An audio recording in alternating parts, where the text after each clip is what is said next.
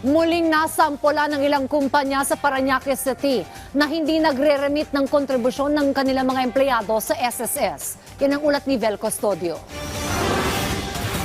Nagsagawa ng Run After Contribution Evaders o RACE campaign ng Social Security System kung saan sinilbihan nila ng Notice of Violation ang 5 business establishment sa Barangay Tambo, Parañaque City kasunod ng contribution delinquencies ng mga employers.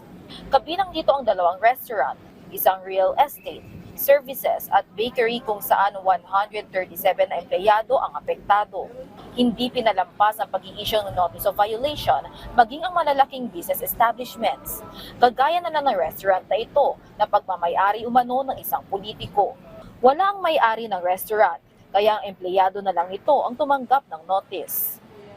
Nagulat din po kasi hindi naman po namin alam, hindi na po namin na-notice, gano'n. Sa payslip po tuloy-tuloy. Layon din na Run After Contribution Evaders o RACE ng SSS na magpaalala sa mga non-compliant employers sa pag-aayos ng contribution delinquencies. Bibigyan naman ng 15 days grace period ang mga employers para makipag-ugnayan sa SSS sa pag-settle ng kanilang contribution delinquencies. Pero okay na lang din po kasi at least alam po namin kung ilang days lang po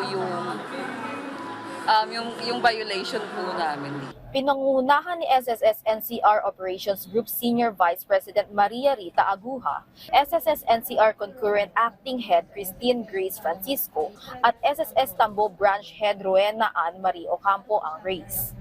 May sumatotal na 2.4 million pesos delinquencies mula sa hindi nabayaran na monthly contributions at penalties. Ayon sa SSS, hindi naman ito kailangang one-time payment na bayaran. Pwede namang hulugan pa rin basta makikipag-ugnayan lang sa SSS branch.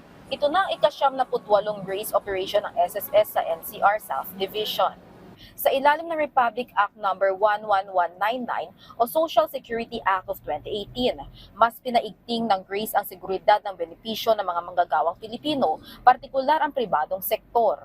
Ilan sa mga apektadong benepisyo ang maternity, sickness at death benefits para sa mga empleyado. Para po dun sa mga employers na yan po ng billing o ng mga notices, nakikiusap po kami na kung pwedeng isettle po nila kaagad yung kanilang delinquency. Kasi kawawa po yung mga empleyado nilang hindi nakaka-avail ng mga benepisyo po ng SSS.